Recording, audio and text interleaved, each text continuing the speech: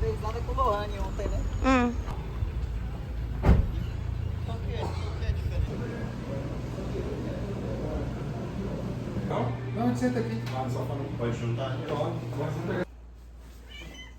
Então, gente, minha gata tá aqui, eu não sei se vai dar pra ver. Deixa eu tentar mostrar.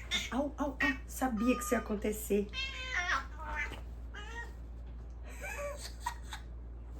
Gente, essa gata não é normal. Então, gente, em março eu li 5 livros, dos quais elencarei aqui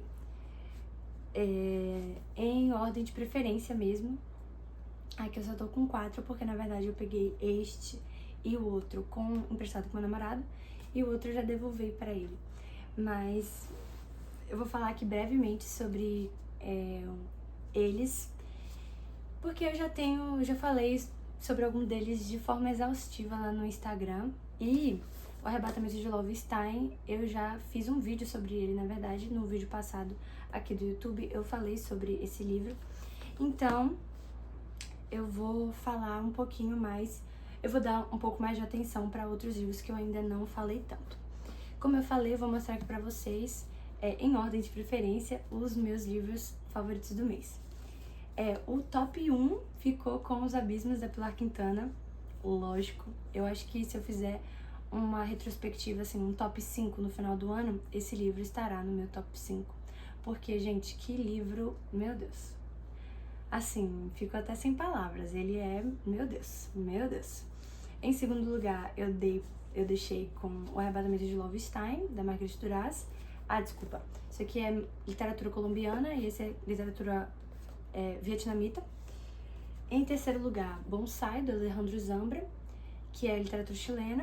Em quarto lugar, Cabeça do Santo, da Socorro Racioli, que é literatura brasileira. E esse daqui, que é Oração para Desaparecer, também da Socorro Racioli, também literatura brasileira. Já digo aqui que, gente, vídeo de resenha geralmente tem spoiler, né? Esse é um dos vídeos de resenha que tem spoiler. Então, pra não dizerem depois que eu não avisei, que falam assim, ai, peguei spoiler. Gente, vai tá tendo spoiler. Em primeiro lugar, como eu falei, Os Abismos, da Pilar Quintana. E esse livro, gente, eu já sabia que eu ia amar, porque eu já li A Cachorra, da Pilar. Eu acho que ela tem outros livros, mas, né, como eu já li A Cachorra, eu sabia que eu iria gostar, pelo menos da linguagem, né? E a linguagem não muda realmente. A linguagem do livro é muito acessível, assim, é muito intimista.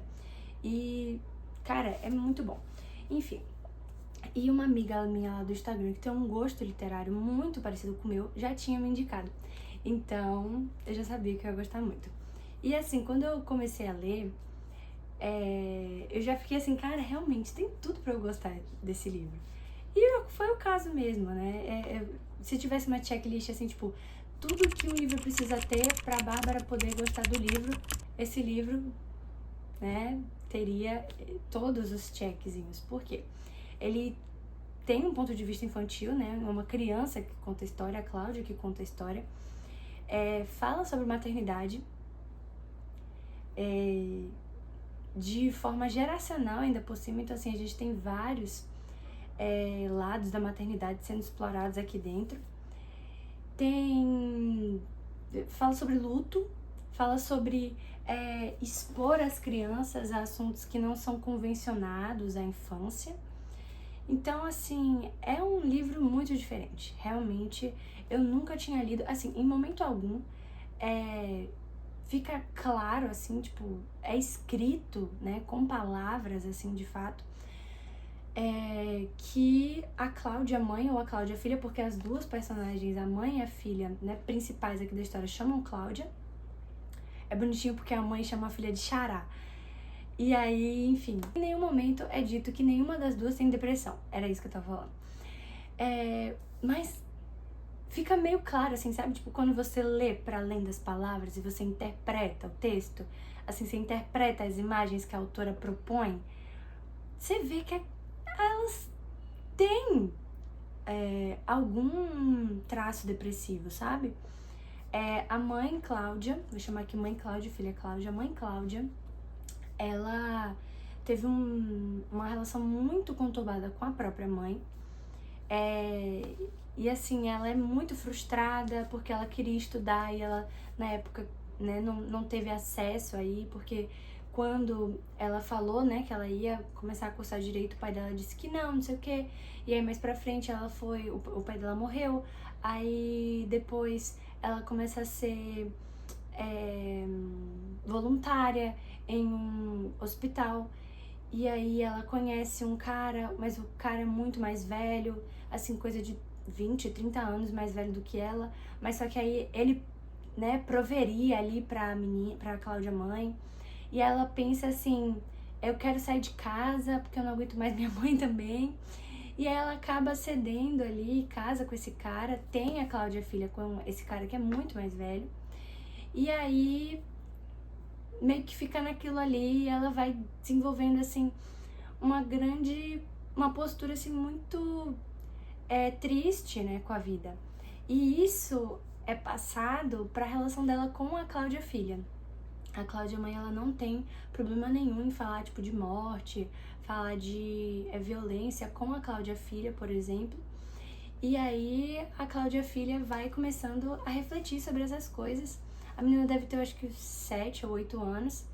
E é muito triste, porque a gente vê a Cláudia filha mudando, assim, sabe? Ela muda, porque do começo do livro ela tem uma postura muito infantil mesmo, assim. Ela brinca, ela fala sobre as plantas que tem na casa dela de uma forma muito leve, assim.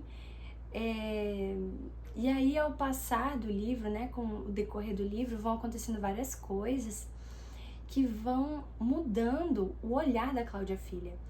E aí você vai percebendo que a Cláudia filha, ela cresce muito rápido, porque ela não muda a idade dela. Ela tem sempre a mesma idade o livro inteiro, mas é sempre narrado pela menina e o livro muda de tom, né? Assim, chega em uma parte que você fica assim melancólica, porque é muito triste.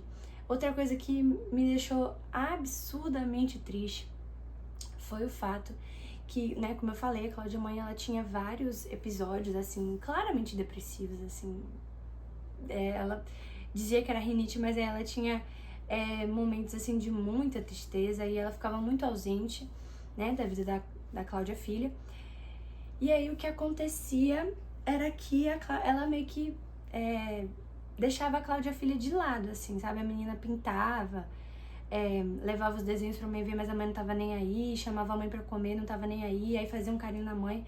E a mãe falava assim, tipo, você não tem mais nada pra fazer, sai daqui, você tá me incomodando. Enfim, e aí eu pensava assim, nossa menina, pelo amor de Deus, tem um pouco de, assim, amor próprio, sabe? Sai, vai fazer outra coisa. E aí depois que eu pensava isso, eu ficava assim, meu Deus, gente, é uma menina de, sei lá, 7, 8 anos, que só quer carinho da mãe dela, sabe? E aí eu ficava assim, tipo, meu Deus. Ai, gente, é muito triste. É muito triste e eu não vou dizer pra vocês que tem um final feliz, porque não tem um final feliz. Eu não achei feliz, pelo menos. E é um final bem aberto, assim, também, sabe? Mas enfim, gente, leiam. Maravilhoso. Muito bom, muito bom. Em segundo lugar, a gente tem o Arrebatamento de Loevestein. Eu já falei sobre ele no outro vídeo, então eu só vou dizer aqui que eu gostei muito. Que também, eu acho que este e O Amante são os meus favoritos da Marguerite, porque pra quem não sabe, eu sou viciada nessa autora. Eu já li, deixa eu ver, eu li A Dor, li Hiroshima Meu Amor, li Olhos Azuis, Cabelos Pretos, O Verão de 80, O Arrebatamento de Loevestein. Já falei O Amante? 1, 2, 3, 4, 5, 6. E O Amante. Li 6 livros dessa diva e ainda tem mais, porque eu sei que ela tem um livro só sobre escrita, que ela tem um outro, enfim.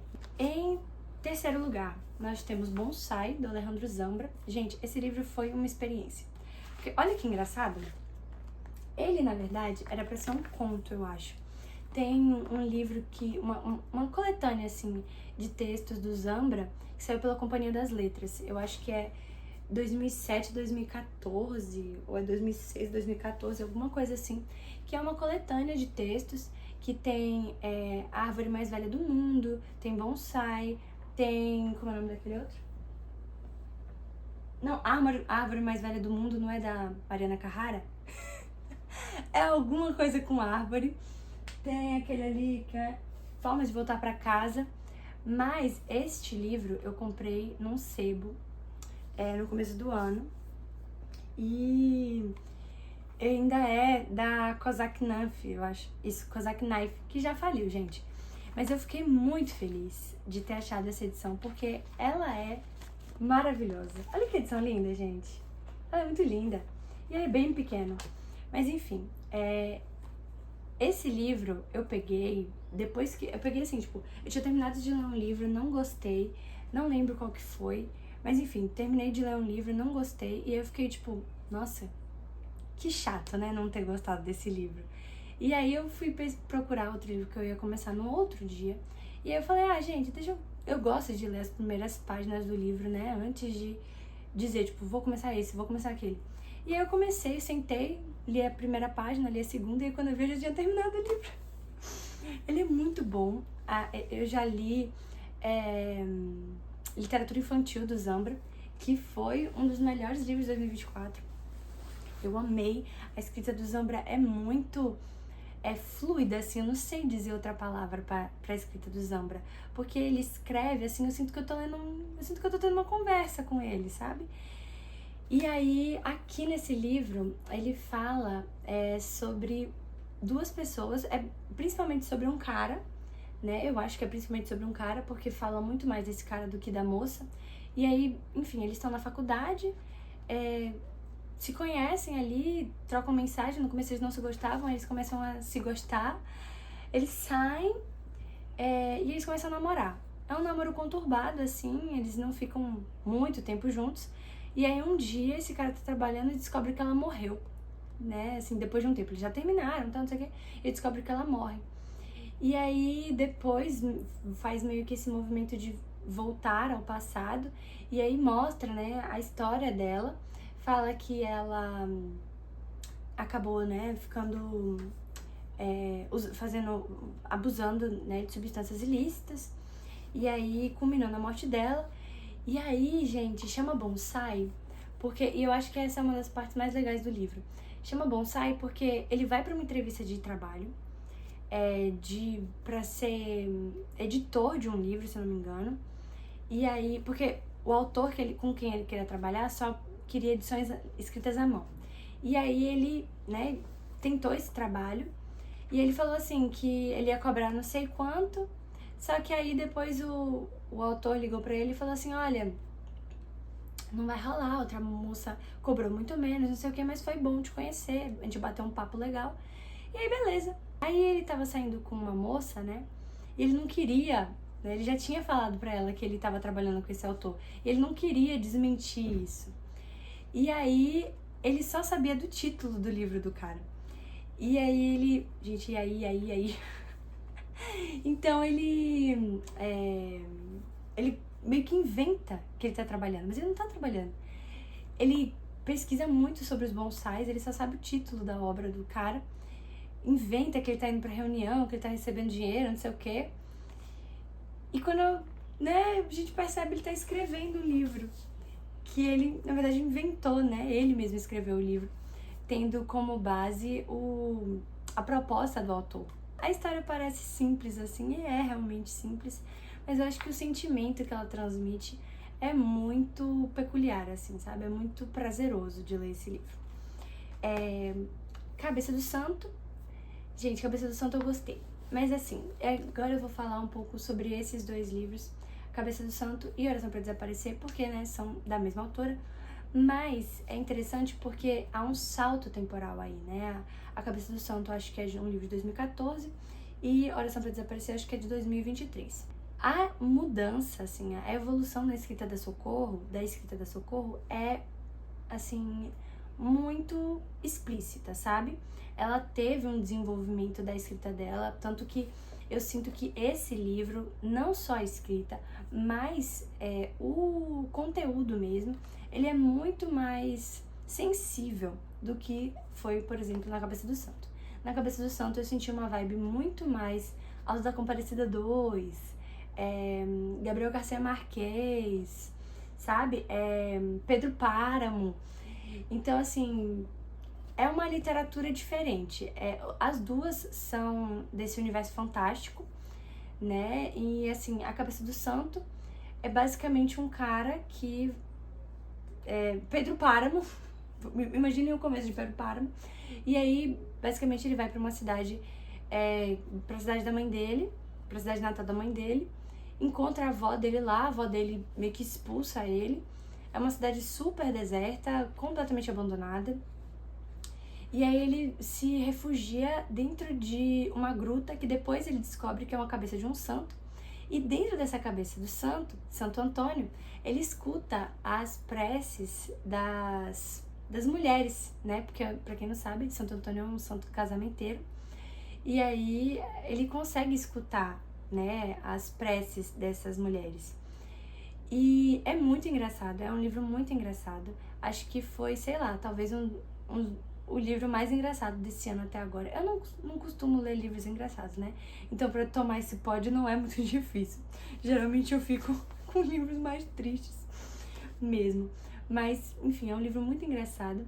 E no final ele traz uma proposta interessante também, né? Tipo assim, porque ele meio que encontra o amor, não sei o quê, mas, e isso é um ponto que me incomodou um pouco, assim como na Cabeça do Santo, em Oração para Desaparecer, eu senti que as coisas se resolveram muito rápido, sabe?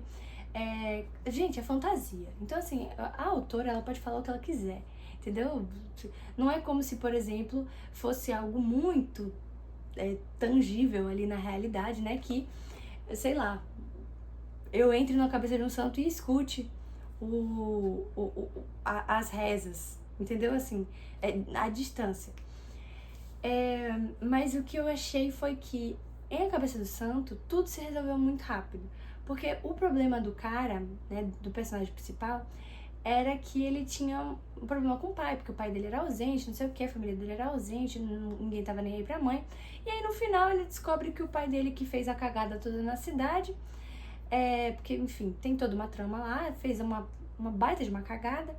Ele construiu a cabeça do santo separada do corpo do santo e era uma estátua gigantesca. Então não tinha como botar a cabeça do santo em cima da estátua do corpo, né? E isso trouxe um prejuízo gigantesco para a cidade, manchou o nome da cidade, não sei o quê. E aí, enfim, ele acende essa vela aí pro pai, acaba conhecendo o pai e dá tudo certo no final, assim, eles ficam amigos e tal, ele encontra a moça que cantarolava, então assim, ele encontra um amor também. E, gente, nada de errado em acabar tudo bem, sabe? Assim, que bom que acabou tudo bem. Mas eu acho que eu sou mais dos finais abertos, sabe? Não sei. Mas em A Cabeça do Santo, então, foi isso, algo que me deu uma incomodada, assim. E em Oração pra Desaparecer, me deu uma incomodada, gente, porque assim, em Oração pra Desaparecer, basicamente o que acontece é que é uma história de zumbis refinada. Porque o que acontece é que tem essa mulher, eu esqueci, Cida, né? Acho que é parecida, isso, Cida. Cida, ela acorda um dia depois de 25 anos morta. Acho que são 25, enfim, 20 e poucos anos morta. E ela acorda sem cabelo, não sei o que, sem roupa. E ela é uma ressurrecta, eu acho que fala. Mas enfim, uma morta-viva. E eu não sou muito fã dessas histórias, mas assim, traz discussões interessantes dentro da obra, tá? E a escrita, de novo, a escrita é muito bonita. Mas assim, gente, você vai me dizer que um dia ela teve uma briga com acho que foi com um padre, e aí ela fez uma reza, rezou pra desaparecer e saiu do Brasil pra Portugal e sumiu. Ficou morta em 25 anos e depois ela ressuscita. E de novo, assim, é a autora, pô, é fantasia, a autora fala o que ela quiser, entendeu? Mas eu acho que é porque eu tenho mais uma relutância mesmo com fantasia, sabe? Por um momento da minha vida eu gostei muito de fantasia. Nossa, Acotar, meu Deus, eu era louca por Acotar. Mas acho que não estou comparando Acotar com isso aqui, tá, gente? Pelo amor de Deus. porque isso daqui não tem nada a ver com a Kotai, isso aqui é literatura, né? A Kotai eu não sei dizer se é literatura, não, mas isso daqui é literatura, né? Isso aqui é arte. Mas assim, eu acho que quando eu boto na balança, assim, sabe, tipo, nem precisa botar na balança, eu só não sou muito da fantasia mesmo. Mas então, gente, foram esses os meus vídeos de março. Me conta se você já leu algum, se você ficou com interesse de ler algum. E a gente se vê no próximo vídeo. Tchau!